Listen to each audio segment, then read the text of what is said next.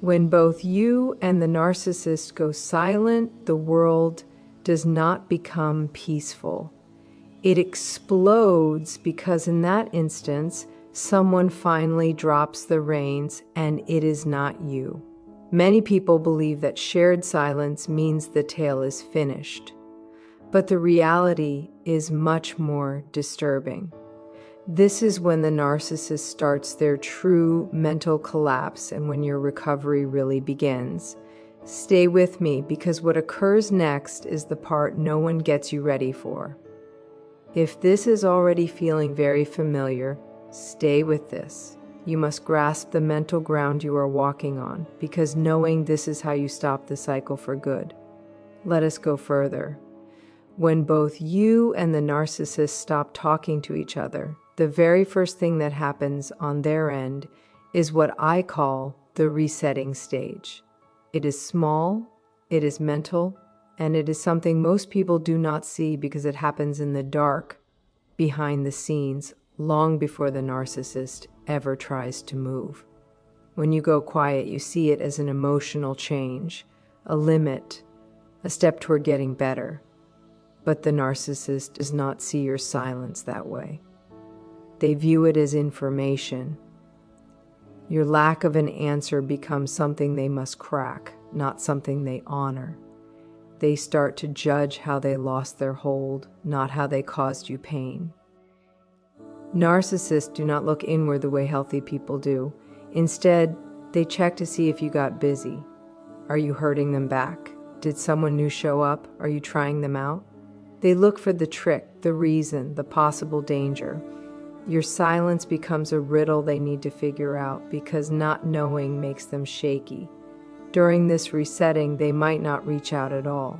In fact, their quiet is not a lack of care, it is a plan. They might watch what you do online, check your group of friends, or see who is talking to you.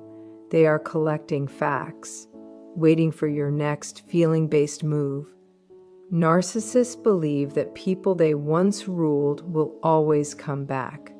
So your silence is not seen as an ending. It is seen as a short-term fight. This is why they do not worry right away. Instead, they wait, thinking you will break the silence first, the same way you have in the past. They count on the habits they built in you. The shame, the fear of a fight, the wish for peace. They expect you to give in. When you do not, their resetting becomes more focused. They start to wonder if their power is fading, and that is when the danger becomes real to them. Silence in their world is never just nothing. It is either a chance to show they are the boss again, or a threat to their pride. And the longer you stay quiet, the more they feel the floor move under them because your silence breaks the power setup they lived on. When both sides fall into silence, the feeling is very different for you than it is for the narcissist. And this contrast shows a hard truth. You feel the pain, but they feel the trouble. When you stop talking, you are often carrying the whole weight of what took place. You are picking through the emotional mess, the ruined trust, the missing answers, and the mental tiredness. You may feel low, lonely, mixed up, or even bad. You are missing not just the bond, but the version of yourself that put up with so much. Your silence comes from having too much to deal with. You have reached a point where your brain and body cannot take more mess. You are trying to take back space, pride, and clear thought. That inner fight is heavy, and it touches your rest, your self-worth, your thoughts, and your sense of who you are. Meanwhile, the narcissist does not see the silence through deep feelings. They do not sit with the loss the way you do. They do not think about what went wrong, or how they hurt you, or what needs to be different. Instead, their first thought is about the hassle. Your silence breaks their habit, not their heart. They are used to having a path to your focus, your reactions, your regrets, your help, even your fights. All of it fed their sense of being big. When you go silent, that flow of praise suddenly stops. This does not crush them inside, it just bugs them. They feel the lack of what you gave them the way someone feels losing a service they used every day. It is a break, a weight, a frustration. They are not thinking, I lost someone special. They are thinking, why are they not answering? Your hurt and their hassle live in two different mental worlds. You are sad for the bond while they are checking their access. You are trying to fix yourself while they are working out how your silence hits their pride. You feel the hole. They feel the break. And as time goes on, this gap becomes even more clear. You slowly start to see how heavy the heart burden really was, and how much of yourself you kept quiet to keep things calm. They start to wonder why something that used to work so well, your emotional reaction, suddenly is not working. The tilt becomes clear. Your silence pushes you deeper into looking inward and healing, while it pushes them into being annoyed and feeling owed.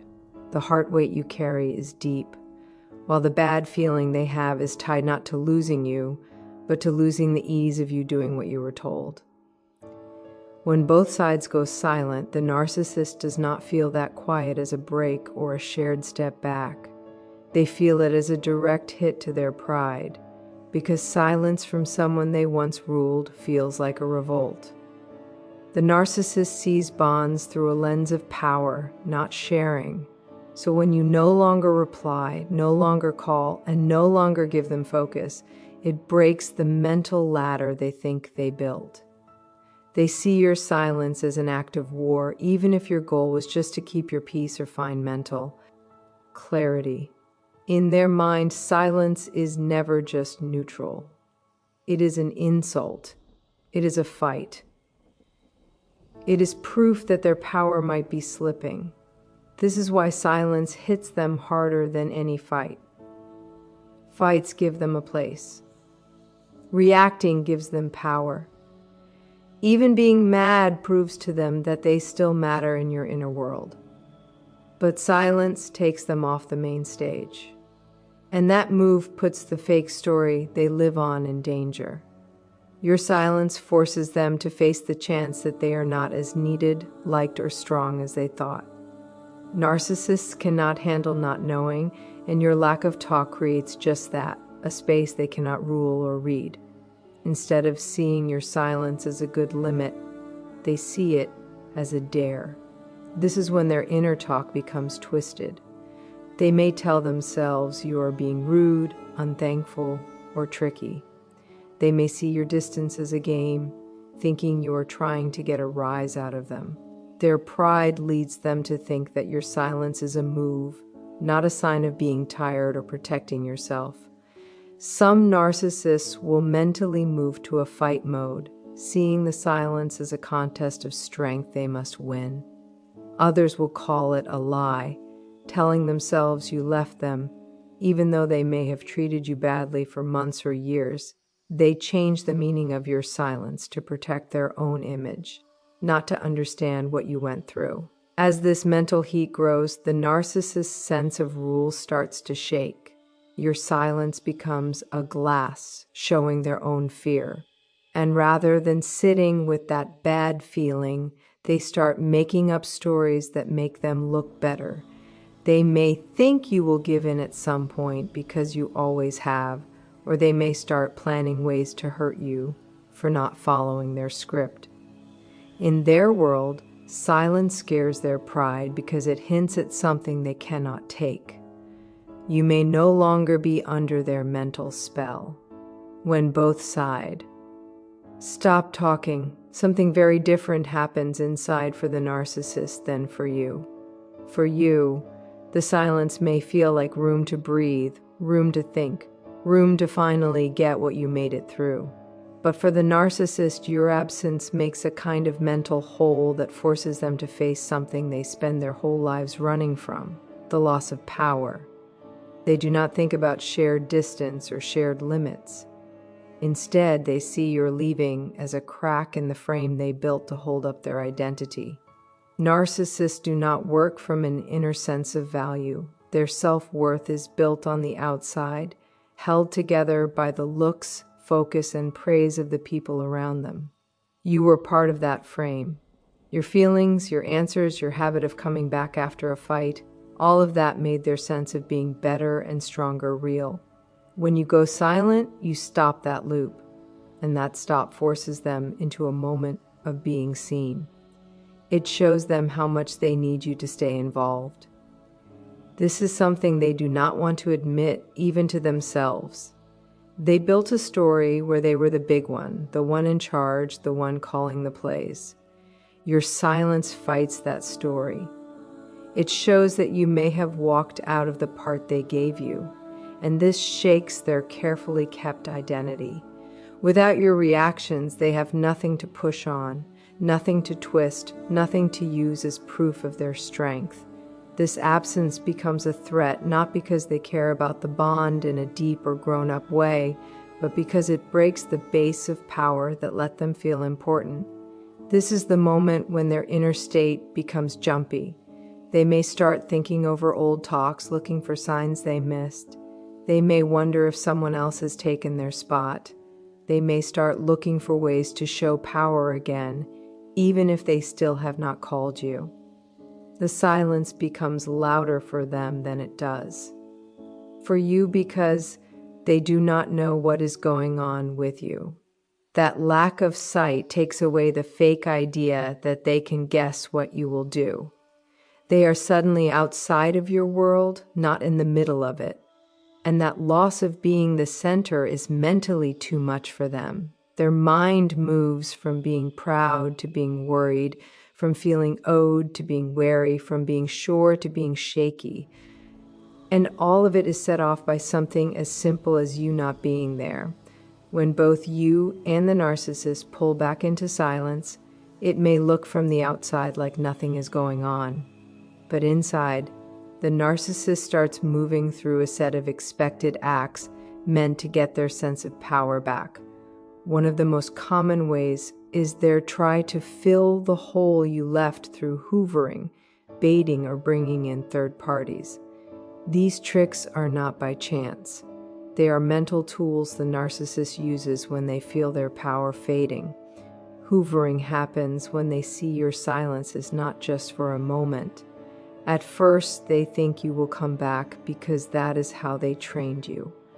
When you do not, the worry starts. Hoovering is their try to pull you back into the loop, not because they love you, but because losing you hurts their pride. They may send a kind note, a past memory, or a plea about a problem. They may act sorry, thoughtful, or very nice. They change their tone to whatever they think will work because the aim is not to be close again. It is to get power back. If hoovering fails or feels too weak for them, they move to baiting. Baiting is meant to get an emotional reaction from you, whether good or bad. Narcissists do not care which way your feelings go. They care about being the cause. They might post something online to make you jealous, send a mean or cold note to make you mad, or start a mess that forces you to answer. Any reaction, even a bad one, makes them feel important again. Silence takes away their strength. So baiting becomes their way of poking the mark they made, hoping you will show just enough feeling to remind them you are still there. When those plans do not work, they grow to triangulation. This is where they bring in someone else, an ex, a new person, a friend, or a family member. Not to be close, but to make a story that puts them back in charge. They might show off a new bond, hint that someone else likes them more, or lie about your silence to look like the one who was hurt. The whole point of this is to make you feel pushed out, shaky, or easy to replace. It is meant to trick you back into proving your worth or getting your spot back in their life. These acts are not proofs of love. They are proofs of needing you. The narcissist counts on outside supply to keep a sense of who they are. And when you take that away, they rush for ways to fix the leak. Hoovering, baiting, and using others are their tries to get back mental power, not heart closeness. Their reactions come from fear, feeling owed, and pride being hurt, all set off by your silence. When the silence goes on for both sides, something big starts to happen that most people do not expect. While you may see the quiet as a step toward peace or an end, the narcissist feels it as a growing sense of worry. Your silence is not seen as calm. It is seen as a loss of power. And because their identity is so tied to how others react, especially people they once had in their grip, the lack of your answer sets off an inner bell. What becomes key here is knowing that your quiet is not their peace, it is their fear. Narcissists need feelings from others to keep the weak frame of their self-worth together. They need focus, praise, fights, drama, anything that puts them in the center of someone else's world. When you stop giving that energy, they feel an inner fall starting. They do not how to handle themselves without outside input, and your silence takes that away. This makes a mental chain reaction. At first, they may try to act like your silence does not matter. They may act like they do not care, are far away, or even glad. But this is just a shield.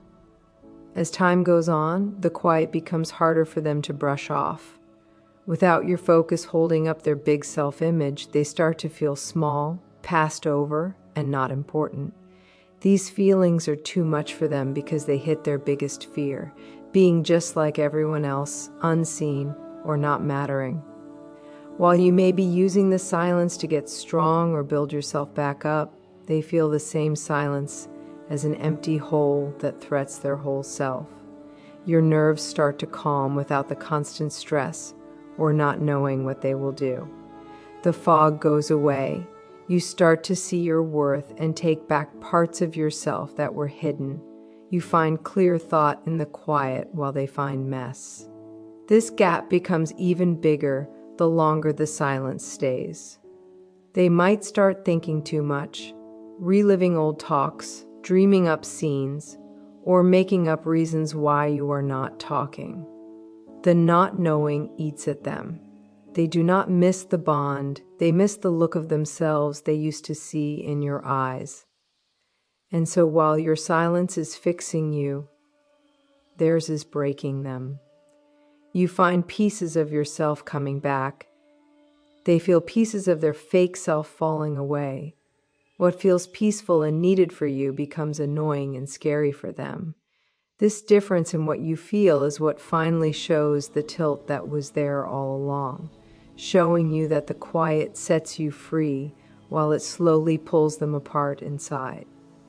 When the silence stays on both sides, something starts to shift in you in a way that often feels slow, confusing, and oddly good all at once. Your nerves, which have been on high alert during the bond, finally get a chance to stop waiting for the next hit. Narcissistic bonds create a long-term state of being overly careful. You learn to guess their moods, their reactions, and their shaky emotional state. Your body becomes used to expecting stress, even in times of calm. So when the silence starts, your system does not relax right away. At first, it does not know how. You may feel jumpy, active, or odd with the quiet. You may think the lack of a fight means something is wrong. That feeling is not being weak. It is how you are made. Your body has been taught to live in a way to just get by. But as time goes on, the fog starts to leave. Your mind slowly unties itself from the mess. You start seeing how your thoughts change when you are not always waiting for their next blow-up or trick. Your sleep gets better. You start feeling times of stillness that you have not felt in years. This is your nerves getting back to normal.